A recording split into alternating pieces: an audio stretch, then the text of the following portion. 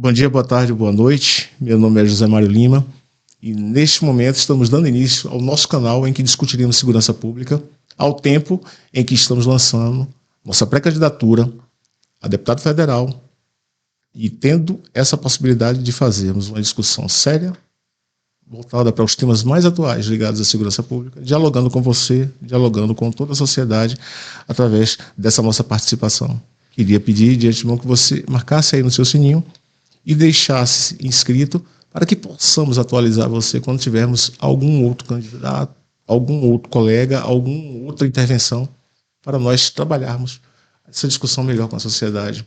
Nesse momento eu tenho um enorme prazer de apresentar aqui comigo Alex Zagra, um grande amigo que eu conheci há mais de 8 anos e que hoje já é cientista político, com mestrando em ciência política, bacharelando em direito, uma das grandes inteligências reveladoras dessa nova geração.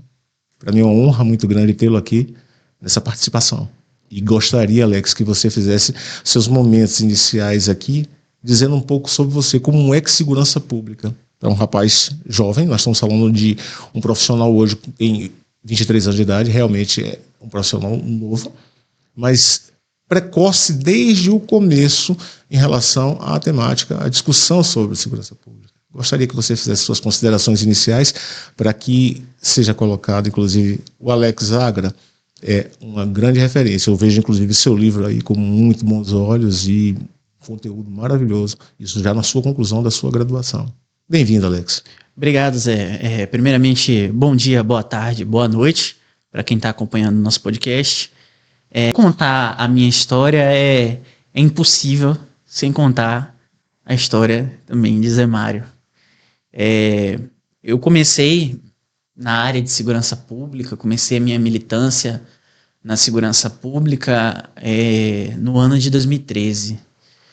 Todo jovem que foi às ruas em 2013 tinha alguma motivação dentro de si. O jovem que não foi pra rua em 2013, ele morreu por dentro. Nós estamos falando um pouco daquelas manifestações de rua de junho de 2013, basicamente, para deixar quem estiver assistindo situado em relação ao ambiente, não? Você que, como eu, tem uma bala de borracha no joelhozinho e tal, é bom lembrar. É saudável, faz bem. Mas nessa época estava tramitando a PEC 37, né? Havia uma discussão muito forte sobre a PEC 37. Vamos só para clarear um pouquinho, Alex. PEC 37, PEC, Proposta de Emenda à Constituição, número 37, em que nós tínhamos ali, olha, nós estamos falando em 2013, você tinha quantos anos na época?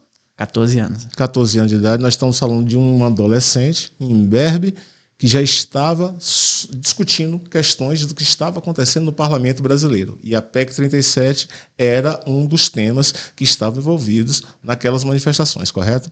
Agora que a gente já falou um pouquinho do PEC 37, explica um pouquinho daquilo lá para a gente. Eu queria entender, na época, do que se tratava a PEC 37, porque havia uma discussão tão grande, por que os delegados de polícia na época faziam uma campanha tão forte em prol da PEC 37, quando todo o resto da sociedade fazia uma campanha contra a PEC 37, inclusive os policiais federais. Então eu entrei num grupo de discussão da PEC 37. Não se tratava de um grupo pró-policiais, um grupo pró ou contra, mas um grupo que discutia a PEC 37. Lá eu conheci um policial federal do Paraná que conversou comigo e falou: olha, tem um cara aí da Bahia muito bom, você vai gostar muito dele e eu tenho certeza que vai ser uma experiência única para você. No meu aniversário, naquele ano, 25 de novembro, eu ganhei de presente uma visita à Superintendência da Polícia Federal no estado da Bahia, protagonizada por ninguém mais, ninguém menos que José Mário Silva Lima. E comecei minha trajetória nas pesquisas de segurança pública assim. Comecei me interessando primeiro pela Polícia Federal, por essas discussões sobre política que eram feitas. Logo em seguida, você sempre me chamava para as atividades. Vai ter um debate aqui, vai ter um debate ali. teve um debate do coletivo Sankofa, um coletivo de policiais civis, que eu conheci o Ricardo Balestreri, que foi secretário nacional de segurança, inclusive é o Ricardo quem prefacia o meu livro, e o Ricardo também foi assim uma figura que atuou como uma espécie de mentor acadêmico para mim, nessa parte, nesse tema da segurança, né? E eu acabei seguindo por essa área porque eu via que era uma área em que algumas coisas precisavam ser faladas e precisavam ser entendidas, e eu via que pela tradição, pela história que eu tinha, sobretudo com você, que foi uma história de convivência com os policiais, uma história de vivenciar, inclusive, os tristes episódios de suicídio na Polícia Federal. Um ano, a Polícia Federal teve quase um suicídio por mês. Muitos colegas se perderam naquele momento. É complicado falar sobre isso. Sempre é complicado. Vamos lá. Mas, ao mesmo tempo, assim, eu sentia que eu podia fazer alguma coisa a respeito. E a minha forma inicial de fazer alguma coisa a respeito eu era uma figura militante, vinha de uma tradição política de esquerda, comecei a minha militância à esquerda. Mas aí nós já estamos avançando no tempo, né? Aí não foi com 14 anos. Só para a gente pegar e voltar um pouquinho em relação a isso aí, me desculpa, Alex, mas para colocar os devidos pingos em relação à sua atuação, à sua paixão. Por curiosidade, nós precisamos entender, e eu falo na condição de pai, eu tenho um filho mais velho que você conhece, tem um filho menor que você, inclusive o mais velho faz aniversário, no mesmo dia. Mas vamos lá. Você dividia esse tipo de inquietação e esse tipo de discussão com os seus colegas, por exemplo? Você estava no segundo grau, começando o segundo grau nessa época, confere? Uhum. E como era o ambiente? Isso era uma discussão muito forte no meio de vocês? Ou você sentia, assim, até o que você falou, que conversava com colegas nossos, e começou conversando com um colega nosso lá de Londrina, e através dele, dessa ponte, inclusive também com o Rui, colega nosso policial civil daqui da Bahia, foi que eu tive o privilégio de ser apresentado a você no começo pelas redes sociais. Eu queria que você falasse um pouco sobre isso, porque aí dá a dimensão não só do seu interesse, mas de como era esse relacionamento, a discussão com aqueles outros colegas, aqueles outros amigos seus de 14, de 15 anos de idade, do meio onde você estava inserido, sobretudo do ambiente escolar. Eu acho que é importante esse recorte, antes de você seguir, tá bom? Assim, entre os meus colegas havia sempre uma preocupação de entender o que estava acontecendo. Quando tinham as grandes operações da Polícia Federal, todo mundo queria entender do que se tratava. Eu tive um professor de geografia que era policial militar e ele admirava o quanto eu era avançado nas discussões sobre carreira única, sobre ciclo completo, mas eu via que tanto e nisso era muito engraçado, desde os meus colegas de 14 anos até a outras pessoas que eu conhecia, meus professores, meus pais, colegas dos meus pais, as pessoas não conheciam temas essenciais da segurança pública, temas que eram temas fundamentais, que são até hoje temas fundamentais. Então, no início, foi me sentindo muito um estranho no ninho. Um estranho no ninho, exatamente. Mas esse sentimento de um estranho no ninho se transformou em uma coisa muito, muito positiva, porque se transformou em uma militância de segurança pública, se transformou em uma militância de discutir a pauta da segurança pública, para além de pautas que as pessoas já conhecem, que as pessoas já trazem no debate, que, a despeito de serem pautas importantes, de serem pautas relevantes, não são assim as únicas pautas que existem no tema da segurança. Existem outras pautas, além da desmilitarização, além da política de extermínio, que inclusive rondam essas pautas. É impossível você falar, por exemplo, sobre uma polícia que prende muito de maneira... que faz muitas prisões em flagrantes, sem você parar para pensar que as prisões em flagrantes são também em decorrência do fato de você ter uma polícia que realiza somente policiamento ostensivo. Se você não tem uma polícia de ciclo completo, uma polícia que investiga e faz policiamento ostensivo, você vai ter uma polícia que só sabe prender em flagrante. Perfeito. Eu só queria, pegando esses pontos aí, até para servir do mais didático possível para quem está nos assistindo, você tocou em alguns pontos aí, carreira única, ciclo completo de polícia. Nós estamos falando de alguma coisa que está muito ligada à estrutura organizacional dos sistemas de segurança pública, das organizações de segurança pública. E, nesse sentido, principalmente as polícias, como num primeiro momento. Só que precisa dar mais clareza a esse ponto, filho, e aí eu lhe pediria somente que avançasse para dizer, olha, vem cá, ciclo completo de polícia. O que é que vai entender sobre isso? Até porque isso não está todo dia na mídia. Muito raramente você ouve falar esse tipo de... Eu estava na esperança de você me convocar a fazer essa explicação. Veja só, em todos os países normais, em todos os países que você tem uma estrutura de segurança pública... Dê um exemplo de um país normal. Minimamente. Chile, tá bom. aqui do lado. Então nós não estamos falando que é uma coisa do chamado primeiro mundo, nós estamos falando de coisa que é lá. Chile. Bom, perfeito. Bolívia tem isso, entendeu? Tranquilo. País razoável tem isso. Serve como uma análise comparativa mais direta para todo mundo. Vamos lá.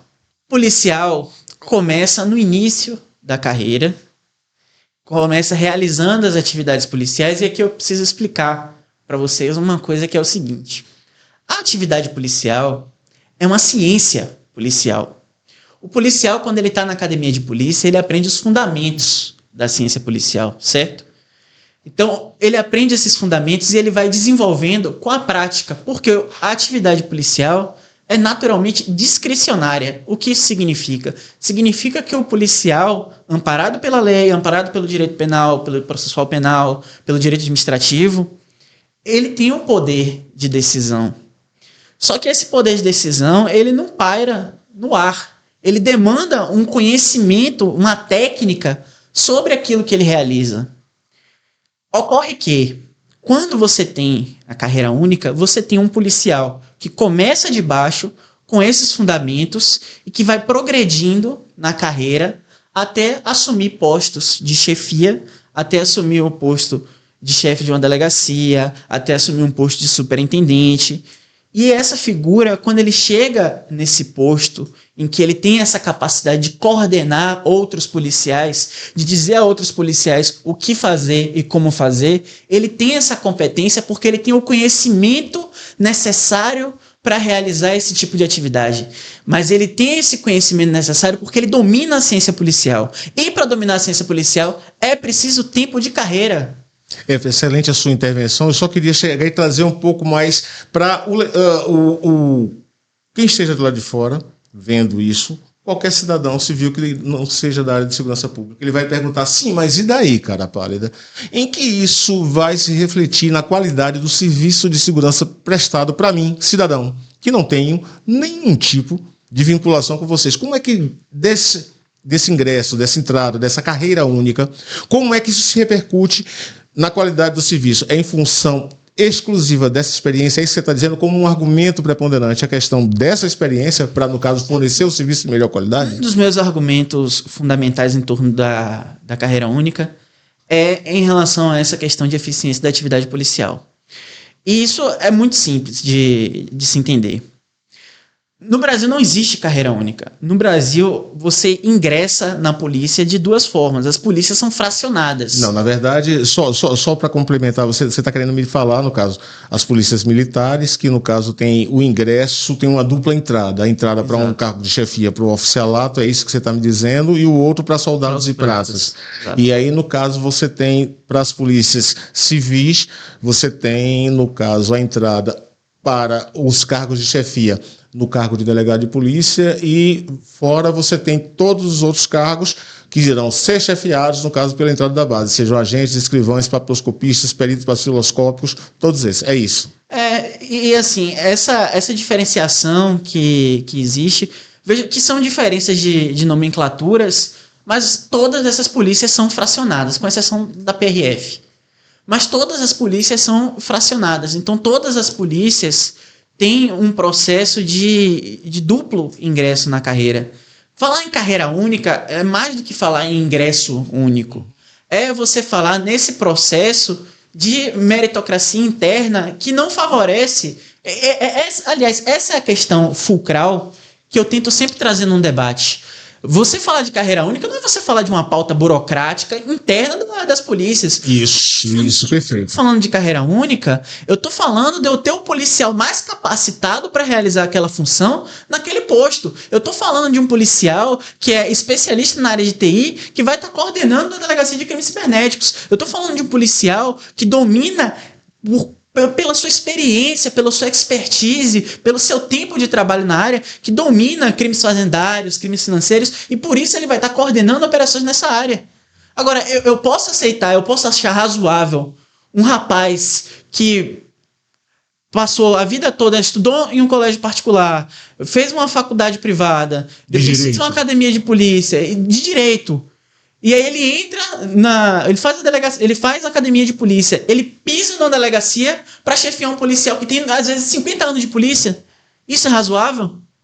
É isso que a gente está querendo dizer, que a nossa polícia é uma maravilha? Não é. Agora, a gente precisa entender. Não é... É muito fácil, porque assim, isso tem que ser dito. É muito fácil, quando há uma brutalidade, uma barbaridade em relação à atividade policial, é muito fácil você culpar o policial que está ali embaixo. Na linha de frente. É muito fácil você virar para esse policial que está na linha de frente. E nesses momentos, esses policiais, os delegados, os oficiais, eles não querem aparecer na mídia como querem aparecer quando tem grandes operações. Eles não querem aparecer e se explicar. Nesses momentos, é muito fácil o poder punitivo cair sobre as costas do policial. O agente administrativo que cometeu aquele ato indevido ou aquele ato que seria penalmente relevante e que agora todo mundo se afasta como se ele tivesse uma praga. Ninguém se encosta. Deixa ele lá. Eu costumo dizer que essa é uma prática de separação. O que não significa também... Exato, Alex, mas não significa que estejamos aqui a absolver ou tampouco condenar o agente em si. Mas é claro que o ato em si tem que passar pelas instâncias de corregedoria, tem que passar pelo sistema de justiça, para ele, depois do caso, sofrer a devida sanção que venha a ser sofrida. Ninguém está querendo aqui, no caso, dizer que... Se viola, presunção de inocência... Isso. O que a gente está tratando é o seguinte: quando há o fato... Sim. Quando o filho é feio... Quando o filho é feio, exatamente. A gente costuma dizer isso. Quando há o fato, alguém precisa ser responsabilizado. E é muito fácil você responsabilizar o agente que está ali na frente, o cara que aparece nas câmeras. Porque nesse momento são essas figuras que aparecem nas câmeras. Uhum. Agora, quando uma operação é bem feita, quando uma operação é bem sucedida, ou quando o filho é bonito, quem quer aparecer são às vezes figuras que estão atrás de cadeiras em ar-condicionados, que se resumem em suas atividades muitas vezes a assinar papéis, muitas vezes tem um desconhecimento tão grande acerca da operação que chegam a falar que existe papelão, gente comendo papelão, entendeu? Porque não tem um conhecimento técnico sobre aquele conteúdo. Aí a gente entra em questões envolvendo inquérito policial, envolvendo ciclo completo, que são outras questões também que a gente pode tratar. Mas sobre a questão da carreira única, é isso. Você tem essa questão dessa questão da qualificação do policial, mas tem um outro lado também, que é a responsabilização. Quando você tem uma carreira única, o processo de responsabilização é muito mais bem distribuído entre os policiais, porque a instituição tem que chamar para si a responsabilização. Isso é uma coisa óbvia, porque se um policial mais experiente está coordenando essa atividade, se ele é a figura, a cabeça de frente, vamos dizer assim, dessa atividade, ele tem que se pôr à frente, ele tem que prestar esclarecimentos a isso. O que acontece no Brasil não é isso. O que acontece no Brasil é que o peso do poder punitivo recai sobre o policial, como se o policial não tivesse passado por um processo de formação na instituição, como se a instituição não tivesse nada a ver. Só que a instituição não é uma figura em abstrato. Quem é que se responsabiliza pelas instituições? As figuras que estão nos seus cargos dirigentes. Ou seja, nesses momentos, o que você está dizendo na hora de responsabilizar aquele agente que está na boca do caixa, todos os outros caminhos da cadeia de responsabilização não existem, porque na verdade ficou tudo concentrado ali com ele. Neste modelo atual. É isso que é disso que estamos falando. Exatamente. E no fim das contas, o que a gente tem nesse tipo de situação é uma ânsia punitiva, e aqui não confundo, para as pessoas não confundirem as coisas. Eu não estou dizendo que os policiais que cometem atos ilegais, etc., não tem que ser responsabilidade. Eu tô dizendo o seguinte, que a mera responsabilização do policial, você aplicar o poder punitivo no policial, não vai resolver os problemas da segurança pública, porque o buraco é muito mais embaixo. O problema é muito mais profundo. É um problema de natureza estrutural que a gente precisa lidar. Mal comparando, mas na mesma linha e querendo lhe ouvir em algumas intervenções, até porque o tema ele é muito denso e a conversa tem um tom até mais pesado, que nós estamos falando basicamente de violência e criminalidade, estamos tratando disso com muito mais afinco. Me diz uma coisa, nós estamos falando de um momento em que estamos caminhando para um novo Fla-Flu e que agora se agiganta no momento eleitoral. E eu queria ouvir a tua opinião sobre armamento, como alguém da área de segurança pública, mas ao mesmo tempo como cidadão que acompanha um pouco de perto essa temática. E nós temos hoje a ideia que é vendida muito fácil, para mim é um discurso extremamente ruim, porque ele é desprovido de sensibilidade, ele é desprovido de uma maior empatia para chegar à sociedade e dizer que bastando armar a população, nós resolvemos a questão da segurança pública. Esse é mais ou menos o discurso que está aí muito em moda e que, a meu sentir, pela leviandade que ele carrega consigo, pela desonestidade intelectual, temos colegas, inclusive, dentro da própria Polícia Federal, que estudam essa situação. Eu queria saber de você o que você imagina como um pensamento positivo em relação a essa temática, Alex. Eu acho curioso quando se fala nessa questão do armamento, não ser levantado o seguinte dado. A maior parte dos policiais morre fora de serviço, morre fora da sua atividade, ou seja, morre fora de uma atividade que seja eminentemente de confronto. O policial morre porque ele é identificado como um policial. E eu não conheço nenhum policial que ande por aí, aliás, eu até conheço, mas é muito difícil você conhecer um policial que ande por aí ostentando distintivo, dizendo por aí que é policial. O policial, em grande parte das vezes, ele é identificado que é policial pelo porte da arma. E quando você tem um conflito, você achar que o armamento vai resolver, é você não entender do ponto de vista ali daquela relação concreta. Porque eu não estou nem falando aqui de problemas sociais e tal, estou falando daquela relação concreta entre o assaltante e a pessoa que vai eventualmente reagir em legítima defesa. É você não entender a natureza desse conflito. O assaltante, quando ele chega para lhe assaltar, ele está armado, você não tem fator surpresa nenhum para atuar a seu favor. Não você pode estar super armado aí. Se ele lhe pegou de surpresa, você perdeu, cara. Você perdeu. E a gente tem diversas pesquisas. O Daniel Cerqueira é excelente. Daniel Cerqueira é um pesquisador do IPEA. É uma figura excelente. Ele é responsável por vários boletins, inclusive o Atlas da Violência. E ele tem uma pesquisa premiada, se não me engano, pelo BNDES, em que ele mostra com projeções utilizando a econometria, uma área da qual você conhece muito bem, porque é um cara que é formado em economia, em direito, é um cara que ostenta o conhecimento do trânsito em várias áreas, né? Pouco que, né? Pelo amor de Deus. Pra cima de mim. O Daniel Cerqueira, ele faz uma projeção interessante, utilizando a regressão linear, mostrando quantas vidas foram salvas por conta do Estatuto do Desarmamento. Então, assim, resolver o problema da segurança pública com o armamento é você dizer o seguinte: a segurança pública agora não é mais segurança pública. Agora é segurança privada. É o estado de natureza hobbesiano, é cada um por si, é todos contra todos. Aí é muito fácil você chegar e falar: mas a gente já está nesse estado. Certo, você quer agravar esse estado? Então, é isso? Você quer reforçar isso? Ou você quer mudar as instituições? Porque se você quer mudar institucionalmente, a gente tem que sentar e conversar como é que isso vai ser feito. E aí, essa mudança, e eu sou irredutível nisso, porque antes de tudo, antes de questões militantes, antes de posicionar, eu sou um cientista. E eu respeito muito os dados. Eu só falo se for por meio de dados. Eu tenho uma brincadeira que dizem que no antigo local, depois eu conto onde era, tinha escrito assim: nenhuma pesquisa, nenhum direito à palavra. Pô, essa devia ser uma máxima em qualquer lugar. Inclusive no debate eleitoral, nenhuma pesquisa, nenhum direito à palavra.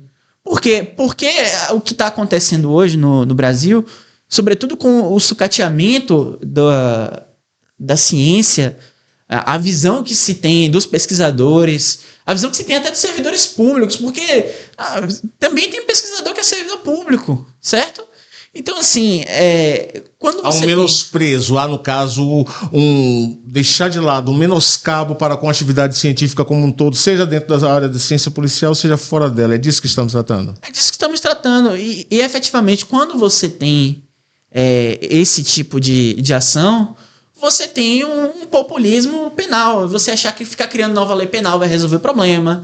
Você ficar achando que... Sempre a agravação das penas e criação de novos tipos será a fórmula mágica, a caixa de Pandora para resolver todos os problemas de criminalidade. Novos coletes, novas armas. Ninguém está dizendo que em muitos estados, em muitas polícias, não precise disso. De viatura, de novas armas, é isso. Mas essas coisas não são, assim... São coisas muito fáceis de resolver. Mas eu queria voltar um pouquinho e fechar para quem está de lá nos assistindo entender. Eu queria voltar ao começo. Você entende, para o cidadão comum, que o discurso de entrega de armamento à população de forma ostensiva, ele é realmente positivo do ponto de vista de melhoria dos indicadores, dos índices de violência e de criminalidade? É um discurso... Porque para nós, polícia, ficou muito claro isso em relação a essa questão, e eu concordo contigo, muito em relação a esse fato de que nós não podemos, de maneira nenhuma, esquecer que o elemento de surpresa, ele é absolutamente, em boa medida, de quem está praticando o ato delitivo. E quando você, mesmo policial, é pego nesse máximo de elemento de surpresa e diminuindo a tua possibilidade de reação, evidentemente que nós estamos caminhando para uma situação de crise, um momento crítico envolvendo aquele fato específico. Do ponto de vista do cidadão como um todo, considerando inclusive que boa parte deles não tem a expertise, a prática, o manuseio, entregar arma para a população é uma proposta condizente com algo que venha a trazer benefício à sociedade como um todo, do ponto de vista dos indicadores de violência e criminalidade? Ponto. Veja, cientificamente não, democraticamente menos ainda. Democraticamente. Mas aí vem muito lado oposto, eu vou chegar no democraticamente. Aí algum discurso, alguns políticos começam a dizer que um povo desarmado, nós estamos caminhando simplesmente para um totalitarismo, para uma antidemocracia, para um governo ditatorial. Isso é vendido, isso aí, a céu aberto e aos quatro ventos. Eu aproveito esse contraponto para deixar agora você à vontade aí com suas esforços. Olha, veja, existem basicamente duas formas de se enxergar a democracia. Uma forma, a democracia é um conjunto de procedimentos que envolvem votar e ser votado, é a competição livre pelo voto livre. Quem foi o pioneiro nisso foi um autor que você conhece muito bem, o Schumpeter, em Capitalismo, Socialismo e Democracia. Sim. E existe uma concepção substantiva de democracia, a qual a democracia tem um conjunto de valores, um conjunto de princípios. Essa ideia de que o armamento faz parte de uma dimensão democrática, de um processo de resistência contra o governo, é uma ideia que vem para cá importada dos Estados Unidos e que entra nos Estados Unidos por meio do discurso no segundo tratado sobre o governo civil, de John Locke, quando Locke fala um pouco sobre o direito à autodefesa do cidadão. Mas isso é absolutamente desmedido em relação... É uma distorção do que John Locke disse. Porque quando John Locke fala do direito de autodefesa, John Locke está falando do direito de rebelião.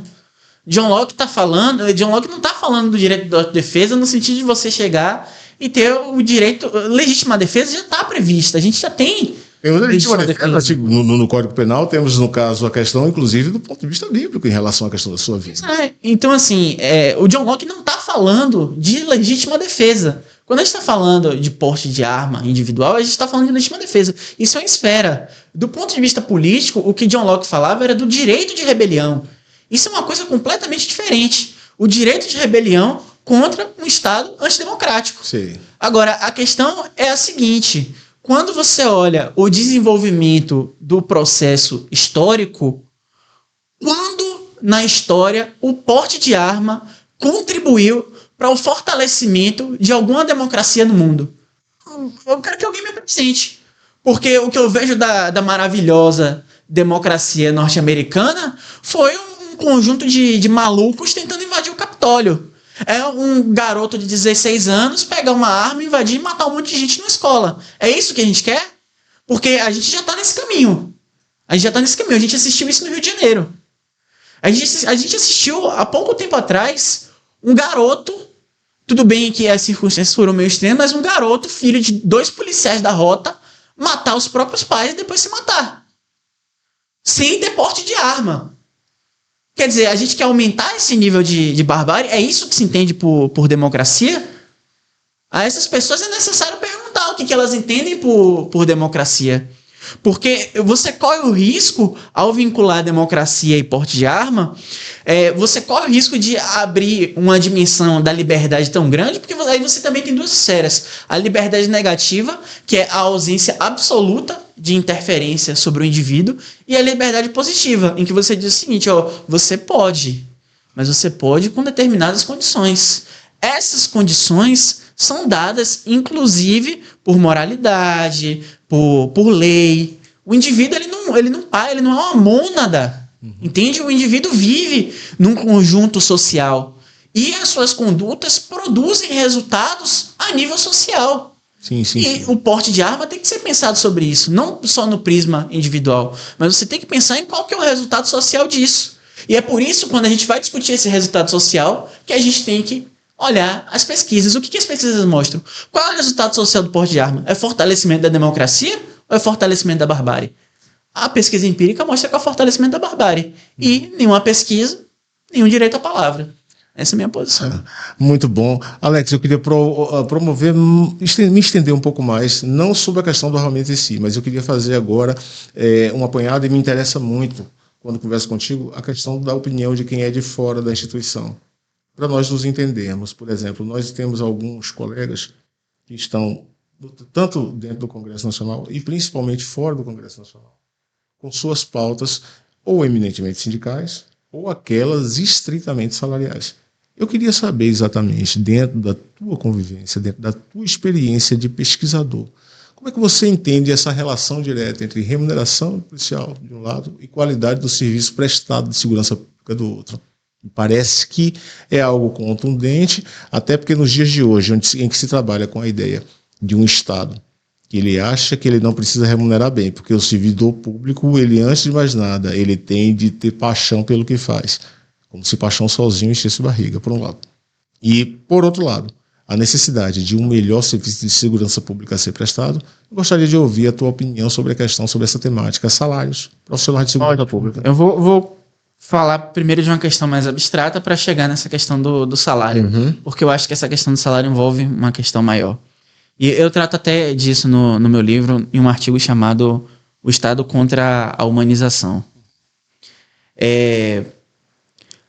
Acontece o seguinte, existe uma visão de que a atividade policial, eu vou falar aqui estritamente da atividade policial, certo? Existe uma visão de que exercer a atividade policial é um sacerdócio. Isso é muito reproduzido, você já deve ter ouvido isso na academia de polícia. Todo policial já ouviu que ser policial é um sacerdócio, é uma espécie de aptidão própria. Assim, é um discurso muito bonito, mas não é verdade. O policial é um burocrata que atua dentro das margens da lei com aquela discricionariedade que a gente mencionou anteriormente. E na condição de um burocrata, o que é um burocrata? É bom dizer que é burocrata, porque normalmente tem-se aquela ideia, quando falamos de um burocrata, a semântica bem negativa. Exatamente. Por isso que eu tive essa preocupação de excelente, Alex. Burocrata nada mais é do que a figura que exerce um cargo público cuja função é a produção de alguma política pública. O policial produz uma política pública. De segurança pública. Exatamente. Ele é o que o Lipski chamava de burocrata de rua. Ele é o executor, de fato. Não adianta nada você desenhar uma política pública maravilhosa. Isso serve, por exemplo, para a área de saúde. Uma analogia perfeita. Você desenha toda uma política de saúde. Se os médicos, que são os executores dessa política, que são os burocratas de rua, não executarem a política da forma que ela foi pensada, você não tem eficácia daquela política. E você ainda precisa dizer o seguinte: eu preciso consultar esses profissionais de rua para saber como é que eu vou desenhar a minha política, que é uma coisa que acontece, aliás, muito pouco. Até isso entra na questão da carreira única. Porque qual é o tipo de profissional que eu vou consultar para saber a política de segurança? A gente roda por aí e a gente vê vários delegados de Polícia Federal, aqui inclusive um que saiu de forma não muito positiva, né? Maurício Barbosa, delegado de Polícia Federal, atuando em secretarias de segurança. Conhecimento específico que essa figura tem para ser secretário de segurança? O que destaca ele de qualquer outro policial que está ali na atividade policial cotidiana para ser secretário de segurança? O que torna ele um candidato qualificado? Mas a discussão que eu quero dizer é a seguinte: essa visão de que o exercer a atividade policial é um sacerdócio é uma visão que não contribui para a visão do policial. Primeiro porque contribui para a ideia de que se o policial morreu é porque faz parte da profissão. Nem letalidade policial, nem vitimização policial, para a pessoa entender. Letalidade é quando o policial mata, vitimização é quando o policial morre. São termos técnicos. Nem a letalidade policial, nem a vitimização fazem parte da atividade policial. Exercer política de segurança pública não é fazer política de confronto. Política de confronto é uma outra coisa. Política de confronto, quem tem que fazer é quem está em guerra. Isso não quer dizer que a atividade policial não possa, em algum momento, demandar o confronto. É o tático, nós temos. Mas não pode ser pautada pelo confronto. Então, quando você diz porque ser policial é um sacerdócio, você desumaniza o policial, você tira essa condição de humanidade do policial. Porque se ser policial é um sacerdócio, não é uma condição humana, é uma condição sobre-humana. E como ele é sobre-humano, ele faz porque ele tem aptidão. Ele não faz porque ele é pago para isso. O policial, é muito bonito você falar policial, mas policial tem filho. Policial tem filho, policial tem esposa. Policial tem que botar comida na mão. Exatamente. Tem que botar comida na mesa. O policial tem que, às vezes, sustentar seu pai, sua mãe. Às vezes o policial é o centro de uma família inteira. Então, quando a gente está falando de remuneração salarial de um policial, a gente não está falando de uma coisa... Vamos separar aqui primeiro, para depois a gente entrar especificamente. A gente não está falando só da prestação, da qualidade da prestação de serviço do policial. A gente está falando da condição concreta de sobrevivência do policial. E os dados que eu trago no meu livro, eu mostro, e eles devem estar muito piores atualmente, porque o livro foi publicado em 2020, com dados de 2019, mostra que grande parte dos policiais recebe abaixo do mínimo necessário para sobreviver, estabelecido pelo DIEESE, o Departamento Intersindical de Estatísticas Socioeconômicos. Então, se você tem grande parte dos policiais recebendo abaixo do mínimo necessário para sobreviver, você está dizendo que eles estão numa condição abaixo de uma condição de um ser humano. Porque um ser humano, você dá a ele o mínimo necessário para a garantia da produção e reprodução da sua força de trabalho.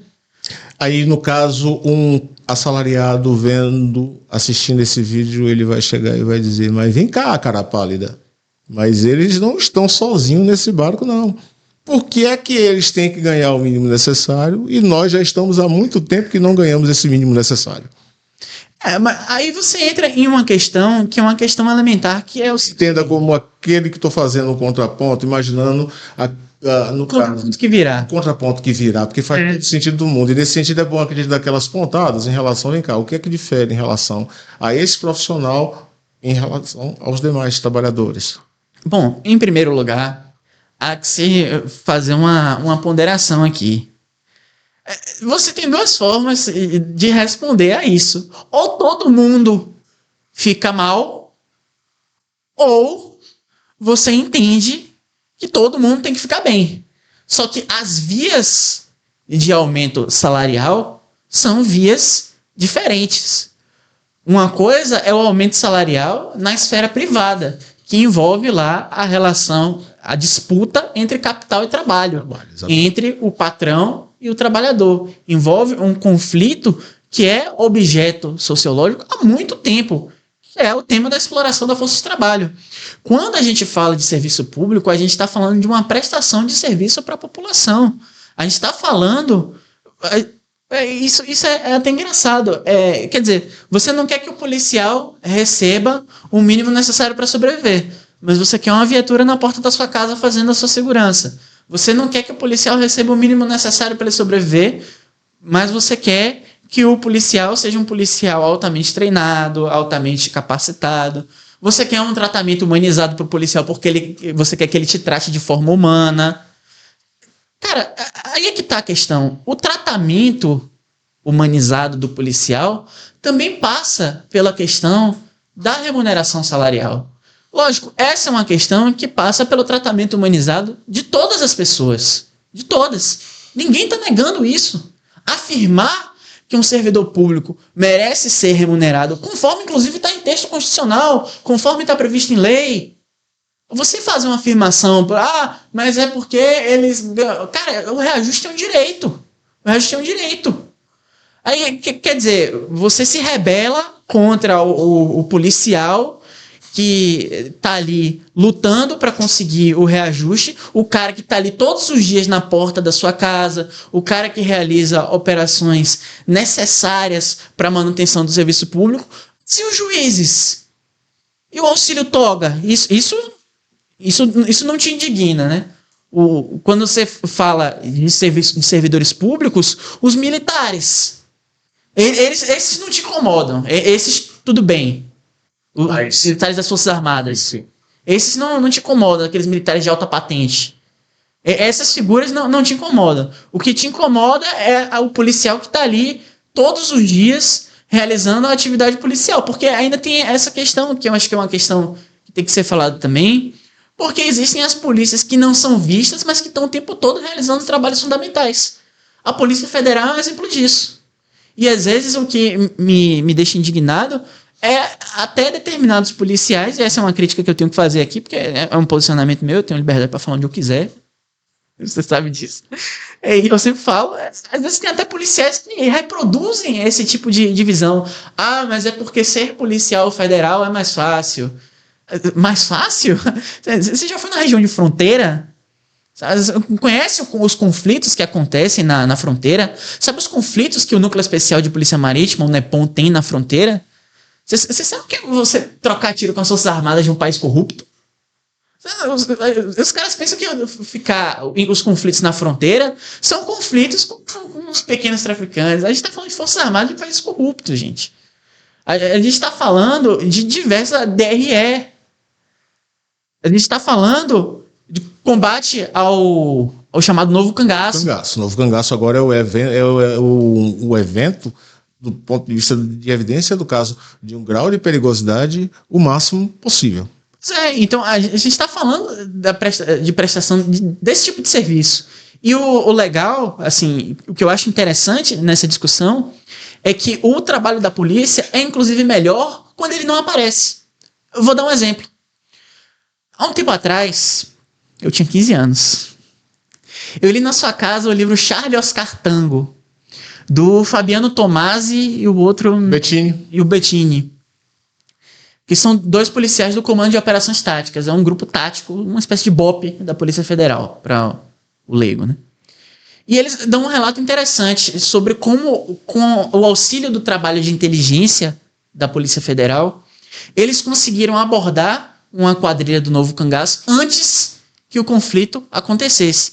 Então não precisou ter uma troca de tiro que passou na TV, não precisou o policial correr um risco, não é um risco inerente, o policial precisa morrer para o serviço dele ser incrível, para ele ser um grande policial. Um exemplo claro aí, a inteligência atuou, os bandidos foram desarmados antes que o conflito pudesse acontecer, e a polícia ali foi eficiente sem que a polícia aparecesse. Então, muitas vezes, a polícia é até melhor quando ela não aparece. Ela não precisa aparecer. Mas o cidadão precisa saber que ela está lá, realizando a atividade. Você que está aí do outro lado precisa saber que ser policial federal não é mais fácil nem mais difícil que ser policial militar, que ser policial civil. Ser policial civil não é mais fácil nem mais difícil que ser policial militar. ser policial militar, não é mais fácil nem mais difícil, e assim vai. São funções diferentes, mas todas elas contribuem de alguma forma, de maneira essencial para a política de segurança. O que a gente precisa rediscutir, que entra um pouco na questão do ciclo completo, mas também na quantidade de polícias que a gente tem, etc. É uma discussão complexa, como são todas as discussões de segurança pública, a quantidade de polícias que a gente tem e a organização desse aparato policial. Eu queria dar continuidade aqui só pegando 2 ganchos que eu não sei como é que você vai juntar, mas o primeiro foi porque quando você falou a respeito do Charlie Oscar Tango, tocou num ponto que para mim é muito caro, que é a questão da comunicação entre polícias, que a nosso sentir ela tem uma dificuldade muito grande, sobretudo porque as polícias elas são em um determinado momento compartimentos distantes e uma não cede do ponto de vista da possibilidade de contato com o outro, de modo a garantir a efetividade de um serviço conjunto. Seja porque alguém quer ser pai da criança, porque é bonitinha, seja porque, na verdade, já há uma dieta de que nós funcionamos aqui e eles funcionam cá.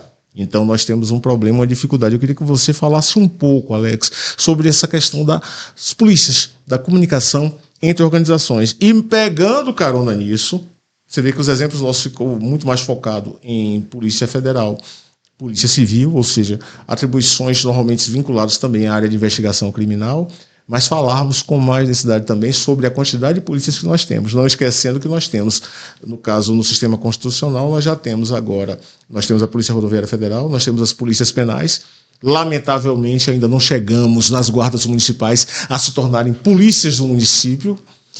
Eu gostaria que você falasse um pouco sobre isso, por conta de que nós temos uma quantidade muito pequena de organizações policiais em relação a países, digamos assim, do ponto de vista da segurança pública mais desenvolvidos. Tudo bem? Eu trato muito disso na minha pesquisa, porque, veja, o desenho da segurança pública no Brasil, ele não foi um desenho pensado para a segurança pública. É, inclusive, necessário pensar o que é o conceito de segurança pública.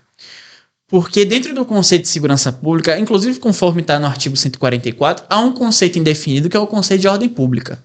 Ordem pública é utilizado, inclusive em termos de jurisprudência, que é um elemento que eu estou estudando atualmente no mestrado, para todo tipo de coisa. Tudo é ordem pública. Se você não sabe de quadrados... Todos os códigos de processo penal... Você chama de ordem pública. Os pressupostos da prisão preventiva, no caso. Garantia da ordem pública é o primeiro. Ordem pública. Exatamente. Ao mesmo tempo que o CPP...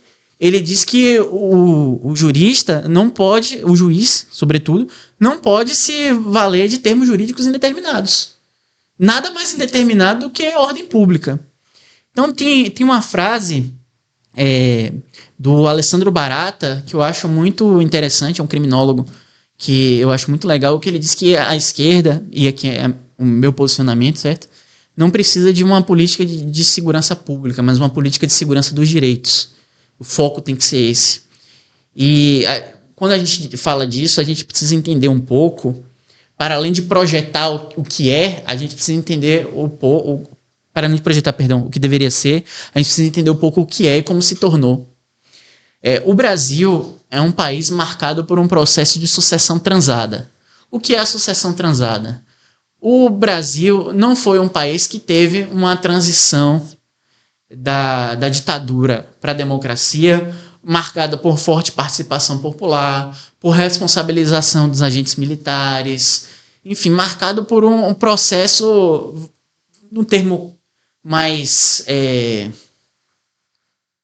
claro, marcado por um processo por baixo, pela população. Foi uma sucessão negociada, um colégio eleitoral, a Constituinte tinha os senadores biônicos, houve uma pressão muito forte dos militares na Constituinte. Existia, inclusive, um militar que ameaçou, eu esqueci o nome agora, mas está no livro, ele ameaçou zerar a Constituinte se as Forças Armadas não fossem colocadas, conforme, se não me engano, no artigo 142, garantidoras da lei e da ordem. Garantidor da lei e da ordem é a Constituição. Garantidor da lei e da ordem é a Constituição, não é Forças Armadas. Hoje em dia está um debate voltou à tona com toda a força em relação a quem de fato garante dentro da ordem democrática, no caso a lei e a ordem, não?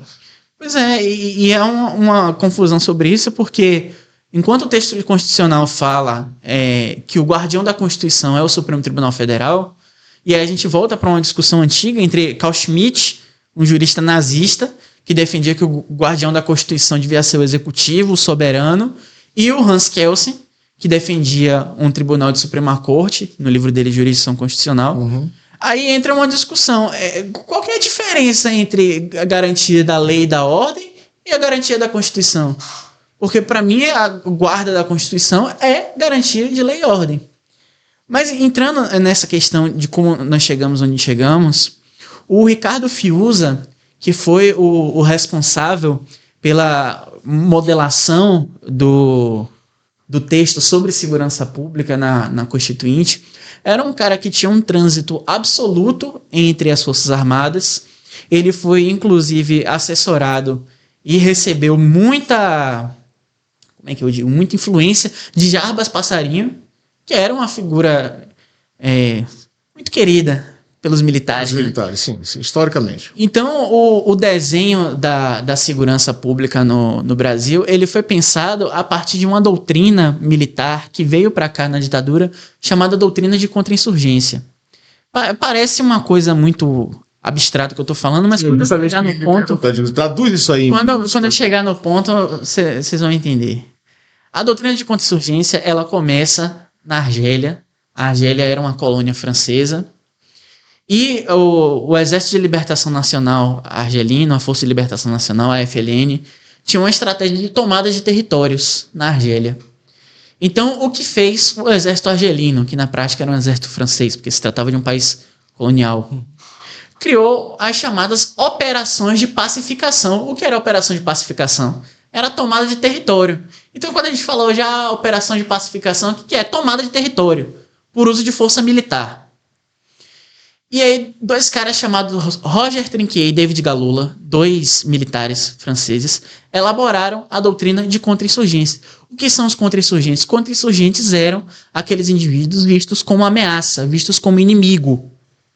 E quem vai ter uma participação fundamental nisso daí vai ser justamente o Carl Schmitt, num texto dele chamado A Teoria do Partizan, em que ele vai, inclusive que é colocado aqui no Brasil, dentro de um outro livro dele, que é O Conceito do Político, que ele vai dizer que o político é uma relação entre amigo e inimigo, e o inimigo é aquele a quem você quer exterminar, aquele que você não aceita a existência. A doutrina de contra-insurgência é pautada nessa noção de inimigo. Isso foi trazido para o Brasil por um militar chamado Paul Alçareces, que deu aula na Escola Superior de Guerra. Da Escola Superior de Guerra, essa formação descia para as forças militares, que descia para as forças de segurança. Então, as forças de segurança foram todas doutrinadas pela doutrina de contra-insurgência, foram todas pautadas por essa lógica de conflito, por essa lógica de guerra. Nesse período, a Polícia Civil foi praticamente escamoteada por um tempo, porque o que isso gerou? Gerou uma divisão ali, um aumento de uma divisão que já existia historicamente entre a Polícia Militar e a Polícia Civil. A Polícia Militar foi uma criação, na época ainda, Força Pública. A Polícia Militar foi uma criação, de certa forma, foi uma engenharia genial do governo Vargas. Por quê? Vargas tinha uma preocupação muito grande com a centralização federativa. E ele vivia uma ameaça constante, sobretudo depois da revolta de 32 em São Paulo, a possibilidade de estados se desmembrarem territorialmente. Então, qual foi a jogada dele? Como a Força Pública foi uma grande apoiadora da revolta de 32 de São Paulo, ele falou, eu vou vincular essas forças policiais estaduais ao Exército. Então, portanto, eu vou tornar todas elas vinculadas de alguma maneira a uma unidade militar nacional. Fez isso com nos dias de hoje, a gente pode dizer que, no caso aí, foi o embrião do que nós temos hoje no texto constitucional, falando que as polícias militares são forças auxiliares do Exército. Exatamente positivado dessas formas no texto. Exatamente. Elas vão se tornar força auxiliar na ditadura. Antes elas estavam só como força de reserva. E aí os militares, eles, como a doutrina de segurança nacional, o que é a doutrina de segurança nacional dos militares? É a doutrina de contra-insurgência à brasileira. É um nome brasileiro, a doutrina de contra-insurgência. E o que pregava a doutrina de segurança nacional? Nós temos o inimigo interno, o nosso foco é combater o inimigo interno. Então a polícia militar, de caráter ostensivo, vai estar focada no combate, no confronto ao inimigo interno, enquanto a polícia civil vai estar, embora escamoteada, prestando informação, prestando atividade de inteligência para o combate a esse inimigo interno, inclusive com a própria Polícia Civil realizando suas operações de combate ao inimigo interno. Aí que começa, inclusive, um processo que é importante falar, que é a militarização das polícias civis no Brasil. Porque quando a gente fala de desmilitarização, a gente não fala de retirar somente a condição jurídica de vinculação entre a polícia militar e as forças armadas. A gente fala de combater essa lógica do inimigo, essa doutrina de contra-insurgência que se internalizou dentro das polícias. E para explicar, no caso, militarização e desmilitarização, me perdoe, mas eu acredito que é importante a gente dizer que nós temos uma submissão dupla que às vezes torna a situação complicada, no caso, para o policial militar, porque você tem uma submissão a um código de processo penal e a um código penal militar, que é um plus em relação à submissão que todos nós temos a um código penal e a um código de processo penal, que atinge a todos. E há um tempo atrás, não faz muito, para mim faz porque sou jovem, mas para você não faz tanto tempo assim, nós tivemos um problema relacionado a isso, que foi Itamar Franco e Fernando Henrique Cardoso, em Minas Gerais, que foi quando o Itamar Franco colocou a Polícia Militar na frente de um estatal, dizendo que o governo federal não tinha nada a ver, que ele ia garantir a estatal. Eu esqueci agora qual era a estatal de Minas. E o Fernando Henrique Cardoso disse que ia mandar as Forças Armadas. E aí os policiais militares ficaram... E agora? A gente responde a quem? Exatamente. As Forças Armadas? Lembrar. A gente responde a quem? Não sei. As Forças Armadas? Ou a gente responde ao governador? Porque o artigo 144 fala que a gente responde ao governador, só que ao mesmo tempo nós somos forças auxiliares e de reserva das Forças Armadas. Inclusive, nós recebemos uma coordenação do COTER, que é o Comando de Operações Terrestres do Exército. Nós prestamos informações de atividade de inteligência na P2 para as Forças Armadas também. Então, em que lado a gente está? E esse fracionamento que se manteve na democracia, ele é muito prejudicial, porque, por um lado, você tem uma polícia que só investiga, e por isso as suas investigações não produzem muito resultado, até por aqueles outros fatores anteriores que a gente mencionou, carreira única, etc. E uma polícia que só realiza patrulhamento, e uma polícia que só realiza patrulhamento, como eu disse lá no início, só vai realizar prisão em flagrante. Vai forjar flagrante, vai tentar de todos os meios realizar a sua atividade, porque não tem o fundamento, e inclusive vai se pautar pelo confronto. Porque nesse exemplo do Charles Oscar Tango, o que é fundamental para a ausência do confronto? A informação. E a informação vem da matéria-prima da melhor qualidade para sempre, né? O que diferencia a natureza da inteligência prestada, por exemplo, pelas instituições que estão no CISBIN e, sobretudo, coordenadas pela CISBIN, professor. Sistema Brasileiro de Inteligência, composto atualmente acho que por 38 órgãos. Exatamente. E centralizados na ABIN, Agência Brasileira de Inteligência. Qual é a diferença entre um órgão de inteligência dessa natureza e o órgão de inteligência policial? O órgão de inteligência, como a ABIN, ele presta a atividade de inteligência para assessorar o processo decisório de natureza política. Então, o presidente da República ele precisa tomar determinadas decisões. Ele assessora diretamente o governo titular. Exatamente. É completamente, no caso, diferente. Inclusive por meio do GSI, o Gabinete de Segurança Institucional. Sim. Na atividade policial, a atividade de inteligência visa justamente o processo decisório, aquela discricionariedade que eu mencionei anteriormente no policial. A atividade policial ela é muito mais bem amparada quando ela tem a informação. Inclusive para evitar que o policial se coloque em risco. Então, se eu tenho informação que em uma determinada localidade... É por isso que, assim, eu vou dizer uma coisa que é uma realidade. É uma burrice, não tem outro termo para isso. Essas políticas de confronto midiáticas que acontecem no Rio de Janeiro, que estão se estendendo por todo o país, de ficar mandando polícia, contingentes policiais enormes, invadirem favela pra ficar trocando tiro com o traficante. Você sabe que o traficante tá lá e tudo mais. Aí você quer fazer aquela coisa, aí vem o Witzel, né? Foi preso depois, inclusive. O cara foi preso. Aí vem o Witzel depois descendo, parecendo um pavão. Um negócio bem religião mesmo, né? Você tá de mídia o tempo inteiro. Mas parece assim na final de Top Gun, aproveitando que tá o Maverick, aí Top Gun aquilo ali, entendeu? Não entendo. Essas coisas não fazem sentido, porque o que faz sentido? Não faz sentido você ter uma polícia rodoviária federal num local como a Vila Cruzeiro realizando operação extensiva. O que faz sentido? Faz sentido ela estar policiando ali as rodovias, evitando que as armas cheguem naquela região. Faz sentido você reforçar o policiamento da Polícia Federal e da Polícia Rodoviária Federal nas fronteiras. Aérea de fronteiras. Exatamente, para você evitar, porque assim, a fronteira não é só a fronteira terrestre, você tem a fronteira marítima, que é gigantesca. Diga-se de passagem, a maior é da Bahia. Desguarnecida. Houve um esforço aqui, e isso tem que ser falado, isso daqui não é propaganda, mas isso é verdade, houve um esforço aqui de certas pessoas na condição sindical para implantar o NEPOM aqui, o Núcleo Especial de Polícia Marítima.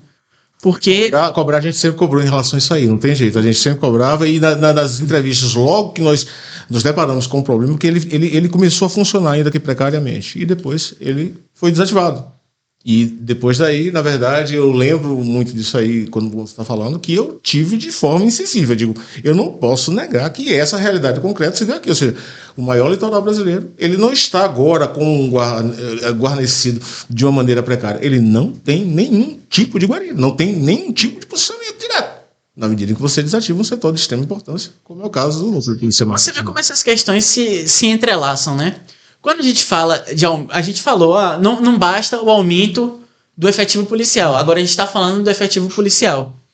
Porque a questão não é só você aumentar o efetivo policial, mas como você vai aumentar o efetivo policial, onde você vai colocar o efetivo policial. Tudo isso demanda que as figuras que estão na gestão, tanto da polícia como da atividade policial. Qual a diferença da gestão da polícia para a gestão da atividade policial? Quem faz a gestão da atividade policial é o secretário de Segurança Pública, é o ministro da Justiça, a depender da competência da polícia. Quem faz a gestão da polícia é o diretor-geral de polícia, são os coordenadores das delegacias e assim vai. A estrutura interna, é um programa interna, exatamente. Essas figuras têm que ter a competência necessária para isso. Então, essa separação que existe entre as duas polícias, ela não favorece nem a Polícia Civil, que fica carente de material para investigação, nem a Polícia Militar, que fica carente de aparato para poder realizar a sua atividade de natureza ostensiva. Acho que cabe até um esclarecimento aqui, Alex, aproveitando esse ponto, é que às vezes a confusão que o pessoal faz é que Polícia Militar é porque anda fardado. Não existe nenhum tipo de vinculação de farda com o policiamento militar. Por todos os exemplos, a Polícia Rodoviária Federal, ela trabalha eminentemente fardada, e é uma polícia civil. E de carreira única. Detalhe, com o privilégio do ponto de vista da organização, a possibilidade de melhores indicadores, de melhores resultados, e que tem apresentado ao longo do tempo, justamente pela sua estrutura de ingresso, de entrada única em relação à forma como se conduz novos entrantes, novos aspirantes à carreira policial rodoviária federal. Essa é uma questão importante de mencionar, porque inevitavelmente quem está assistindo a gente vai questionar sobre o que está acontecendo atualmente com a Polícia Rodoviária Federal e tudo mais. Um assunto difícil que a gente não pode se esquivar. Mas o que está acontecendo com a Polícia Rodoviária Federal é um deslocamento de competência da Polícia Rodoviária Federal e não um problema eminentemente de estrutura interna da Polícia Rodoviária. É lógico, acaba se tornando um problema de estrutura interna, que a gente está vendo aí policiais de curso de formação, defendendo tortura, defendendo... esse negócio da câmara de gás é um cara do Alfacom, eu tenho que falar esses nomes têm que ser falados, entendeu? É um cara defendendo esse tipo de coisa. Não, mas aí pode jogar em cima de mim. Não, na verdade, em relação a isso aí, eu quero muito lhe ouvir, porque hoje, você como profissional, você no caso está bacharelando em Direito, no caso já mestrando na área de Ciência Política, daqui a pouco você se envolve com o mercado de trabalho. E no mercado de trabalho direto, ainda que você tenha academia como um foco, você pode querer ser um entrante, no caso, em qualquer corporação. E isso vai lhe levar diretamente a um cursinho. Eu estou lhe falando que você está etariamente muito próximo disso. A orientação que é dada, alguns exemplos que são colocados de professores, de cursos para concursos na área policial, ela tem um componente, no caso, muito importante a ser analisado aqui. É nesse contexto que eu estou fazendo esse amparo todo, para deixar você aí agora. Pode falar. Então, sim, atualmente, essas coisas que têm acontecido com a PRF não são. Eu não estou aqui querendo isentar de responsabilidade, nem a instituição. Não é aqui o fórum, de maneira nenhuma nós vamos fazer isso. O que eu estou querendo dizer é que essas ações estão sendo resultados de uma política, de um governo federal que decidiu se pautar toda a sua política de segurança pelo confronto, inclusive com algumas medidas que são para fazer média com a polícia, e um governo que, é preciso dizer, traiu a polícia. O policial que até hoje acredita no governo precisa seriamente conhecer as pautas da própria categoria, de verdade, porque todos os governos, eu vou ser muito claro em relação a isso. Eu não acho nenhum governo, até hoje no Brasil, com exceção do governo Brizola, nenhum governo foi um governo que apresentou algum nível de preocupação ou algum nível técnico robusto em relação à segurança. Quando aconteceu um ensaio disso acontecer, o ensaio dessa implementação, eles caíram. Luiz Eduardo Soares caiu por pressão de delegados de polícia. Ricardo Balestreri caiu por pressão de delegados de polícia. Então, assim, são 2 ex-secretários nacionais de segurança. Aí você tem secretarias de segurança lotadas de delegados de polícia. Você tem um ex-ministro da Justiça, José Eduardo Cardoso, que é aquela figura... eu nunca vou entender isso. Um advogado criminalista, e eu, como quero ser um advogado criminalista no futuro, eu me pauto muito por isso. Um advogado criminalista que parecia que tinha uma espécie de fetiche com o cargo de delegado de polícia.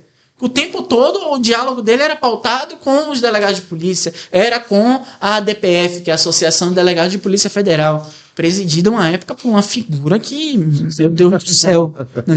Eu lembro bastante desse episódio em relação ao ocorrido. Eu não queria entrar nesse detalhe não, até porque envolve também uma história pessoal sua, mas é engraçado como nesse momento nós vamos ter de falar um pouco sobre corporação e por mim eu fico aqui o dia inteiro, tá? Mas vamos lá. E eu fiquei impressionado, foi que na época você com 14 anos de idade conseguiu simplesmente, esse senhor, no caso um colega nosso, ele era então presidente dessa associação, e com 14 anos de idade, você entrou em um debate com ele no Facebook, eu assisti, eu digo, não estou acreditando nisso. Mas era impressionante para mim ver aquilo e o nível de maturidade dos teus argumentos. Aliás, como da prática, hoje não tem como negar, não precisa concordar com você, mas para ter certeza da consistência do que você está dizendo. E nesse diapasão, pegando carona no que você pegou e costurou agora, como você imagina a questão da defesa ultracorporativa? O que é que eu chamo de ultracorporativa? Isso aí é muito mais isso. Quando você tem, por exemplo, eu vou traduzir o cenário e aí depois eu deixo você falar da forma que você bem entender. Mas olha bem, Alex, você vai fazer uma agenda parlamentar sobre determinado item de interesse de uma pauta sindical.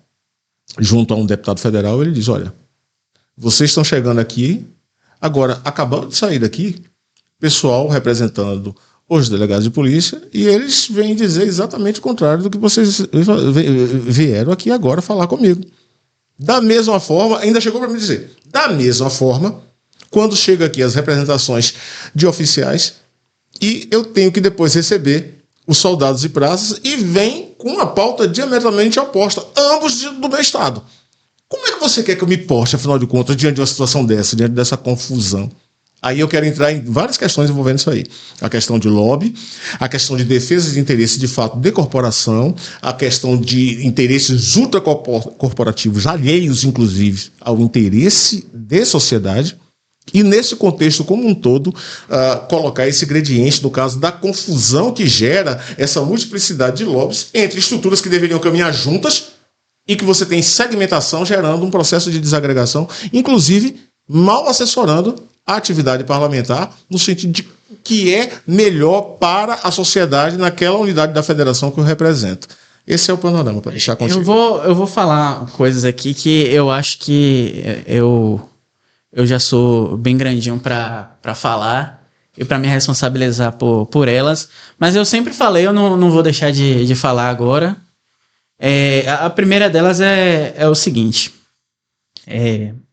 o lobby é uma atividade que dentro dos parâmetros legais é perfeitamente legítima.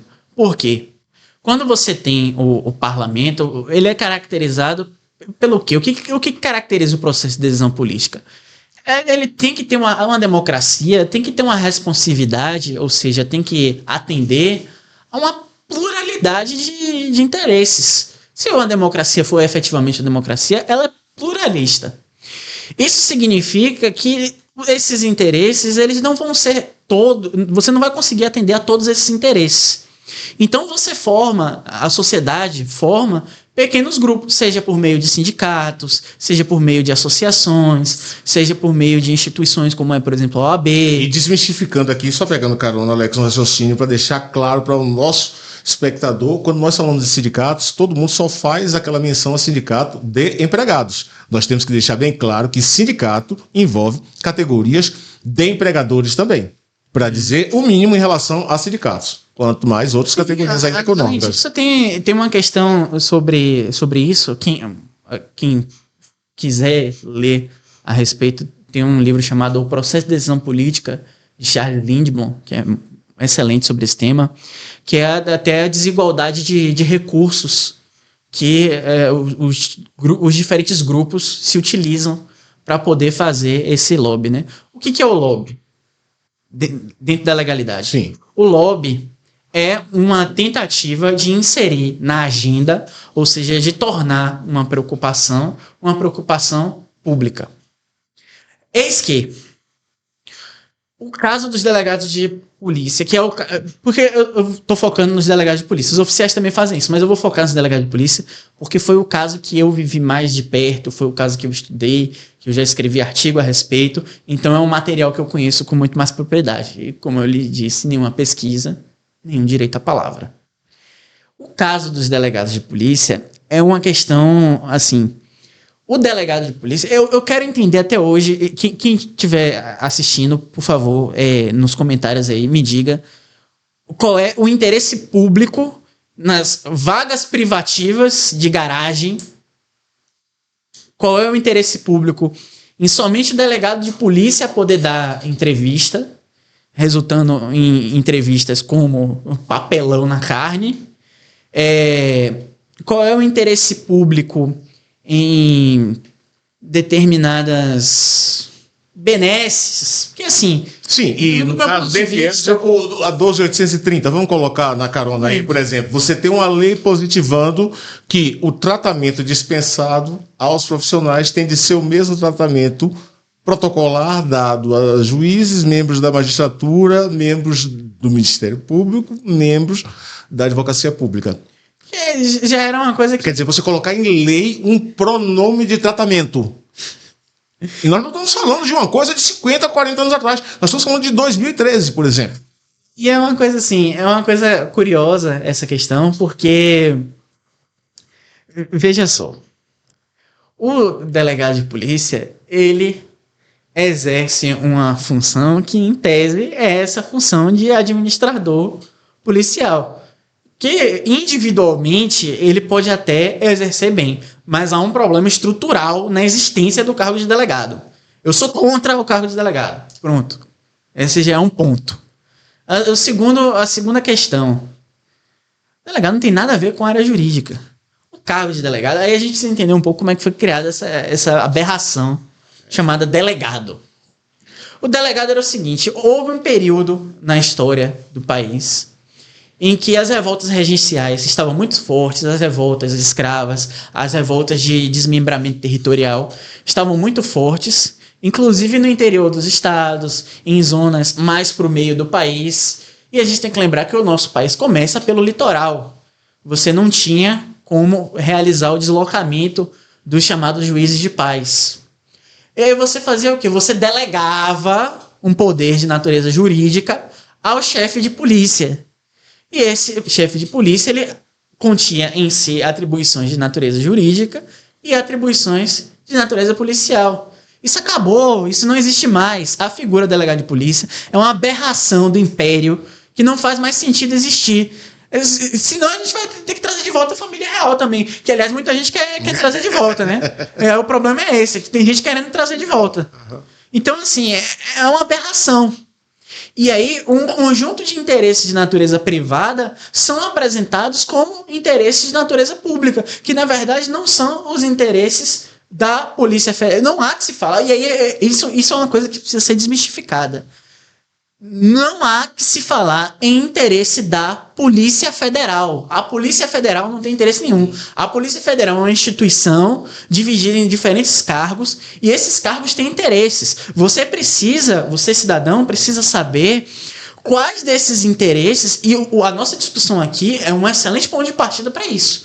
Quais os interesses que ali beneficiam coletivamente, beneficiam uma coletividade, e quais esses interesses são justos e quais interesses são vaidade, são interesses privados de uma carreira específica. De um cargo específico. Exatamente, perdão.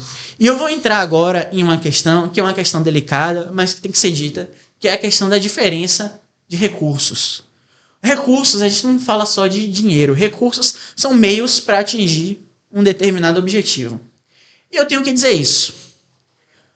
Alguém, inclusive dos delegados de polícia, precisa se responsabilizar pela farra dos vazamentos internos de informação da Polícia Federal, que serviram de base, de instrumento de barganha para projetos de lei, para interesses privados dos delegados de polícia no Congresso Nacional. Alguém precisa se responsabilizar por isso. Alguém precisa se responsabilizar. Porque quando eu tenho quando eu tenho um lobby com um determinado deputado e eu tenho uma possibilidade, e aí é outra aberração, que é o inquérito policial, né? E eu tenho uma oportunidade só de lhe dizer o seguinte: olha, ou você me concede esse benefício, eu não estou falando de benefício legal, não, estou falando de questões de lei mesmo. Ou você aprova esse projeto de lei, ou você faz isso, ou você faz aquilo, ou você se comporta de determinada forma, ou instaura um inquérito policial contra você. Porque político, sobretudo, para acabar com a carreira de um cara, você não precisa que ele seja necessariamente condenado. Se sai num Globo, se sai plano de tal, a Polícia Federal instaura inquérito contra não sei quem. Isso já é suficiente para servir como elemento de pressão. Sim. Então, o que eu estou colocando aqui é: alguém precisa se responsabilizar pelo fato de inquéritos policiais terem sido utilizados de forma massiva como recurso político para garantir interesses privados. Alguém precisa se responsabilizar sobre isso. Alguém precisa vir a público e dizer: olha, os responsáveis foram esses, esses e esses, e responsabilização envolve, inclusive, as medidas penais e administrativas necessárias para você dizer quem foram os responsáveis, como fizeram, o que fizeram, até porque a gente tem dentro da administração pública um princípio que é muito caro, e dois princípios, aliás, que são muito caros, que são o da moralidade e o da transparência. Então, eu preciso saber como que essas negociações se deram, em que contexto essas negociações se deram. Isso não quer dizer que a gente precisa chegar e abrir como a negociação dos parlamentares, nada disso. Mas se há chantagem por utilização de algum poder de cargo público, isso precisa ser levado a público, porque isso viola o direito administrativo, isso viola o direito penal, isso viola o direito constitucional. Isso precisa ser discutido. E essa é uma pauta que eu não me furto, a despeito de saber que é uma pauta sensível, a despeito de saber que é uma pauta que pode gerar problemas. Agora, qual o problema mais que vão me arranjar? Porque assim, eu vou mencionar uma coisa aqui que eu não queria nem mencionar, mas eu vou mencionar. Em 2020, pouco antes do lançamento, eu não tinha nem lançado o livro ainda. Eu só fazia os debates do que estão aqui. Eu fui alvo de uma investigação da CEOP, a Secretaria de Operações Integradas do Ministério da Justiça. Sim, me recordo em relação a isso aí, me recordo. Eu tinha 21 anos. Qual é o interesse do governo federal no que fala um pesquisador de 21 anos? Recentemente, o Supremo Tribunal Federal reconheceu, isso não tem uma semana, a arguição de descumprimento de preceito fundamental, se não me engano, número 722, que reconhecia, de fato, que o dossiê produzido, um dossiê que só veio a público por uma investigação de um jornalista, só veio a público por isso, caso contrário, teria ficado por isso mesmo. E só para revisitar o caso, era o dossiê, no caso, envolvendo antifascistas, é isso, sobre antifascismo? Exatamente isso. De policiais antifascismo, mas que incluía também 4 acadêmicos como formadores de opinião do movimento de policiais. Você era uma das células nervosas desse negócio. Fomos eu, o Luiz Eduardo Soares, o Ricardo Balestrelli, nós 3. Eu até intelectual lá em cima. Nós 3 eu até entendo, porque nós participamos, eu e o Ricardo já participamos de um congresso juntos, outra vez com os policiais antifascismo, em 2019, na Federal de Pernambuco. Eu, o Ricardo e o Luiz estivemos juntos no congresso dos policiais antifascismo, mas o Paulo Sérgio Pinheiro, um tucano, cara, um cara ligado à Anistia Internacional e tudo mais. Não conheço ele, pode ser excelente pessoa, mas ele não tem nada a ver com o movimento policiais antifascismo. Aí ele foi colocado no meio, aí anexam um tal do manual de terrorismo que tiraram da internet, que eu nem sei de onde eles tiraram aquele negócio. O movimento de policiais antifascismo é um movimento lá democrático, que tem pauta de segurança pública, nem é um movimento para você dizer assim, um movimento revolucionário, vamos pegar em armas, assim, passa longe, ninguém lá nem pensa nisso, essa coisa não é mencionada nem a título de piada em grupo de WhatsApp, entendeu? Então assim, vamos fazer mais o quê depois disso? Porque é isso que eu digo, se falar dessa questão do vazamento das informações é um problema, vão mandar quem depois de você? Entendeu? Depois do relatório, vão mandar quem? Exatamente, e a segurança que nós temos que ter em relação à credibilidade institucional passa necessariamente pela conduta ética dos profissionais que compõem as instituições, e disso aí não pode se afastar de maneira nenhuma. Nesse sentido, eu tenho que colaborar, eu tenho que apoiar a tua indignação, sim. Acho absolutamente lamentável que estejamos a discutir esse tipo de precedente a essa altura, a essa quadra, no caso desse milênio. Então, uma situação extremamente delicada do ponto de vista do conteúdo ético que abarca a conduta de agentes do Estado e que tem um grau de responsabilidade gigantesco, como é o caso do servidor público, do policial. Nesse sentido, você está corretíssimo em relação a fazer suas considerações. Queria avançar um pouco mais na dimensão que, para mim, é muito cara. Inclusive, foi uma das coisas que mais me levou a aceitar a possibilidade de colocar o meu nome à disposição da sociedade, para a sociedade baiana, para a disputa de um cargo eletivo, mas é, mais do que tudo, um sentimento que me acomete em diversas discussões que eu já tive com parlamentares dos mais diversos matizes políticos, partidários.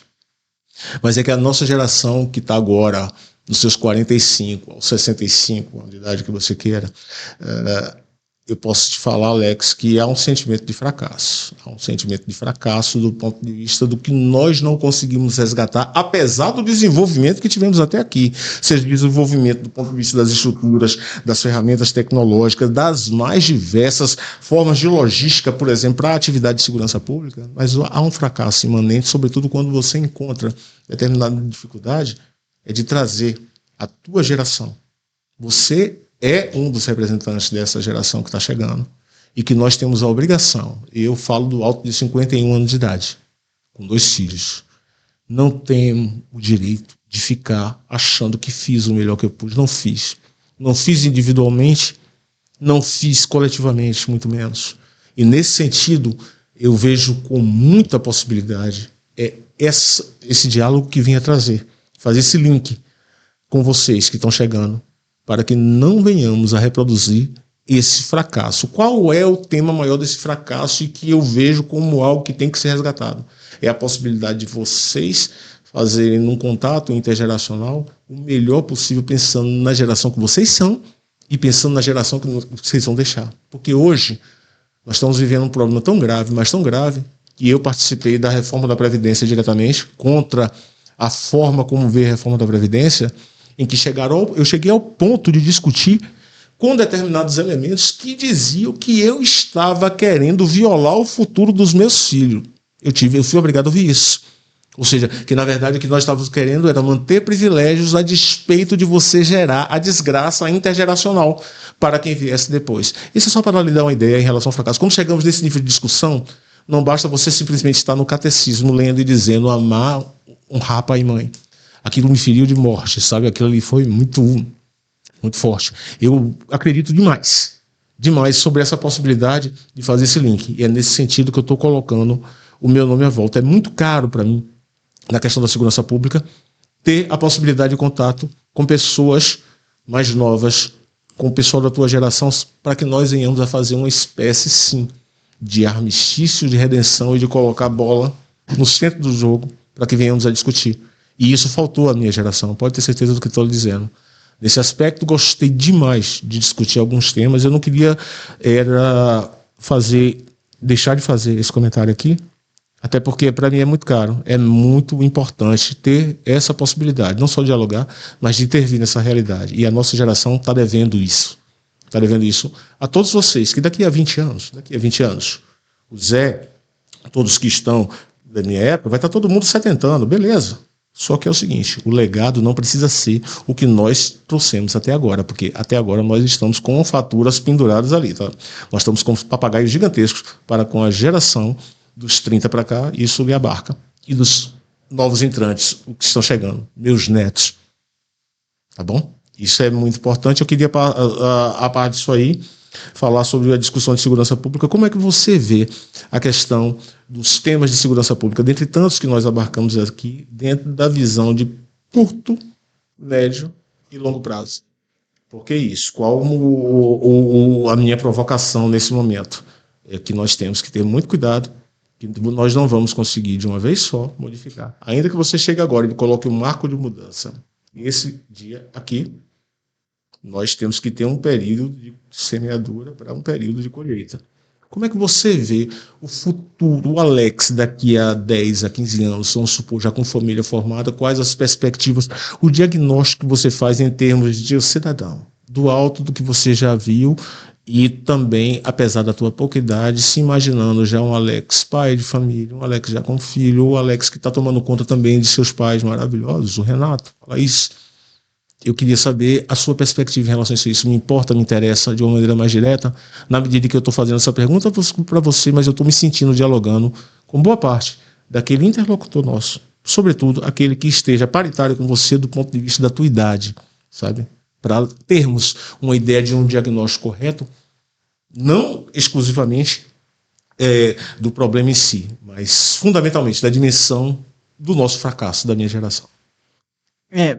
Bom, veja só, o Marx tem uma frase que é muito interessante, que é meio definidora do conceito de liberdade dele. Ele diz assim: os homens constroem a sua história, mas não fazem como querem.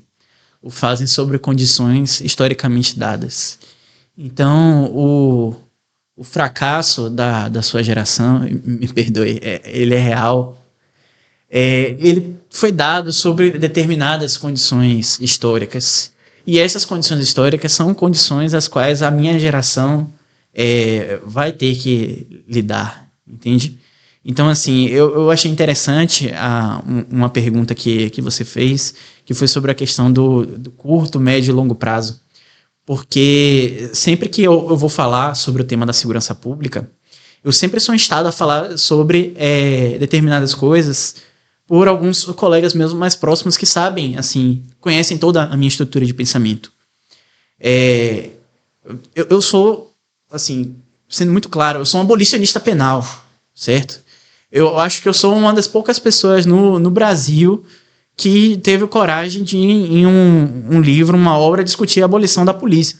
Agora, veja, tem uma diferença tão grande, tão gritante entre o que são projetos de longo prazo e o que são os projetos de hoje, o que nós temos hoje, condição de fazer. Então, às vezes, as pessoas me vêm falando, aqui eu estou abrindo espaço porque você fez um desabafo, eu estou abrindo espaço para fazer o meu também. As pessoas veem uma certa diferença tão grande, tão gritante entre uma prática militante minha, entre as coisas que eu escrevo, e às vezes coisas que eu sou instado a falar. Mas eu sou instado a falar sobre coisas imediatas, sobre problemas imediatos. Eu sou a favor de um conjunto de medidas que são de natureza abolicionista, inclusive da abolição, porque assim, existem diversos abolicionismos e existe o grande abolicionismo penal, que é você defender a abolição do direito penal. Uhum. E eu não tenho problema nenhum em me colocar nessa posição, me colocar inclusive a debate para isso. Porém, ao mesmo tempo, eu sou obrigado a lidar com as condições concretas do hoje. E ao lidar com condições concretas do hoje, eu sou obrigado a pensar políticas de segurança, estrutura de segurança pública. Então, essa questão geracional que você falou, como está daqui a 10 anos, daqui a 15 anos, individualmente falando, eu espero estar pelo menos mais uns 5 ou 6 relatórios da CEOP, pelo menos. Se vierem mais uns 3 relatórios aí, eu já fico satisfeito, entendeu? Enquanto eu estiver sendo perseguido, eu estou tranquilo, porque é minha natureza, entendeu? Mas, coletivamente, o que eu espero, e essa é a razão pela qual eu aceitei vir aqui, não é só por uma relação pessoal, não é só por a oportunidade de dizer o que eu penso, mas é de acreditar, de fato, no teu projeto. Eu acho que o projeto imediato hoje é fazer um combate que crie condições da construção de um futuro. Esse futuro talvez não seja nem eu que veja, mas hoje a gente precisa ter um projeto nacional, a gente precisa ter um projeto de país. Esse projeto de país precisa envolver um projeto de segurança pública. Não adianta falar em projeto nacional sem falar em projeto de segurança pública, porque onde você vai... A gente está vivendo isso agora aqui na Bahia. Pessoas que não estão com medo de sair de casa. Direito básico, ir e vir. As pessoas estão com medo. Elas têm medo de serem assaltadas, têm medo... Imagine o que é para uma mãe ter que enterrar um filho, seja por violência policial, seja por violência do cotidiano. Imagine o que é para um pai. Imagina o que é, e esse é um outro lado que eu sempre digo, quando eu sou contra a política de confronto, às vezes eu sou, muitas vezes, rebatido por muitos policiais, mas quando eu penso na pessoa negra que morre na periferia, eu penso naquela que morre de sandália e na que morre de coturno, entendeu? Porque as mães... Nós estamos falando de negro, nós estamos falando de um lado e de outro. Os outros não. E que quando a gente fala de uma mãe que tem que enterrar o seu filho, a gente está falando da mãe do policial, a gente está falando da mãe de Genivaldo, a gente está falando de uma geração que fracassou também porque os pais têm que enterrar seus filhos.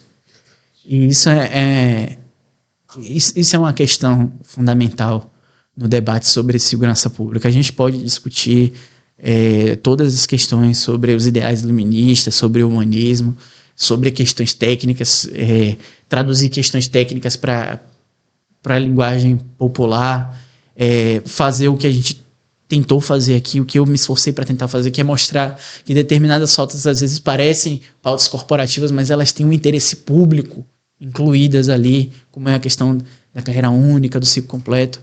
Mas, no fim das contas, quando a gente fala de segurança pública, a gente está falando da vida das pessoas, a gente está falando do direito de uma mãe de não enterrar seu filho. A gente está falando da certeza de um pai de que sua filha vai voltar para casa com tranquilidade, de que ela vai poder entrar num Uber, num táxi, que seja para ir para uma festa, e ele não vai ficar preocupado se a filha vai voltar para casa ou não. Então a gente está falando de uma dimensão fundamental aqui, que é a vida das pessoas. Então um projeto nacional que pense o Brasil, ele não pode largar de mão um projeto de segurança, que eu não vou nem dizer segurança pública, eu vou dizer, como diz o Alessandro Barata, um projeto de segurança dos direitos, entre eles o direito à vida. Esse direito à vida tem que pautar toda a discussão de segurança pública. Com todas as salas que eu falei, de forma científica, técnica, etc. Mas tem que ser, inclusive de forma política, porque a ciência, ao contrário do que muita gente quer, não é desprovida de caráter político. Mas ela tem que ser pautada, o eixo central dela tem que ser essa questão do direito à vida, o direito a um pai de não enterrar o seu filho. E eu penso que o projeto de médio prazo é um projeto que cria condições para que a minha geração possa ter um futuro diferente. Como eu disse, a frase de Marx é: os seres humanos constroem a sua história, mas não constroem como querem, o fazem sobre condições historicamente dadas. Essas condições historicamente dadas, quem vai dar vai ser a sua geração para a nossa. A nossa só vai poder decidir dentro daquilo que vocês apresentarem para a gente como condições.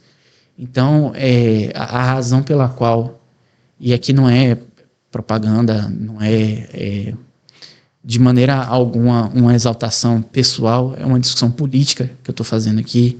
A razão pela qual eu acredito na candidatura que está por vir, atualmente uma pré-candidatura, na sua candidatura, é porque eu acredito que a sua candidatura é uma das candidaturas que estão no meu horizonte de construção desse futuro, dessa alternativa. Porque o que eu vejo hoje é a barbárie. Hoje é a barbárie. O estado atual de coisas é a barbárie. E ou a gente caminha na direção do humanismo, eu sou humanista nato. Jean Batista Vico não era tão humanista quanto eu. Da Vinci não era tão humanista quanto eu. Ou a gente caminha nessa direção dessa construção de futuro, ou é melhor a gente começar a pensar que talvez não exista, e eu nunca vou pensar isso, nunca vou pensar. Eu não sou existencialista, eu sou humanista, veja só.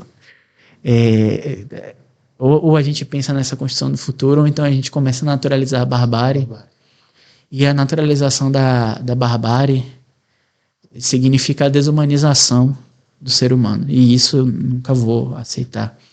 Então, para finalizar, eu acredito que a sua candidatura, embora encerre em si um caráter particular, que é o caráter de uma candidatura, ela tem uma dimensão universal, porque ela aponta para um caminho, uma alternativa de uma construção humanizante do ser humano, por mais contraditório que isso possa parecer. Mas queria agradecer demais sua participação aqui. Encerramos. Se você gostou, marca ali e se inscreva no nosso canal, na possibilidade de outras e outras entrevistas desse nível e cada vez querendo mais e mais. Alex, eu só tenho a lhe agradecer. Acho que a gente começa essa fase, esse momento de uma forma muito promissora. Dizer de antemão que você pode contar comigo. E nesse esteio, nesse diapasão, nós só vamos avançar. E creia, o que eu vou fazer com essa novidade, que é a minha inserção na política, é traduzir o que eu puder da melhor forma possível, por dias melhores, naquela área que eu abracei com maior especificidade, que é a questão da segurança pública. Ainda que sei que ela permeia outros campos, ela não é uma ciência, não está solta. Não. O fato é que nós damos a cara para dizermos das nossas agruras, para dizer da extensão do nosso fracasso, ou então nós vamos ficar simplesmente nos reproduzindo, vendendo receitas fáceis para tudo, da receita de bolo à receita de combate à violência e criminalidade. E nesse sentido, é uma disfarçatez, é uma hipocrisia, é leviandade demais a essa altura do campeonato nós ficarmos vendendo coisas fáceis, soluções práticas, caixas de Pandora para resolver problemas tão complexos e tão graves que atingiram a dimensão que nós temos hoje. Muito obrigado, filho, tá bom? Deus abençoe. Obrigado.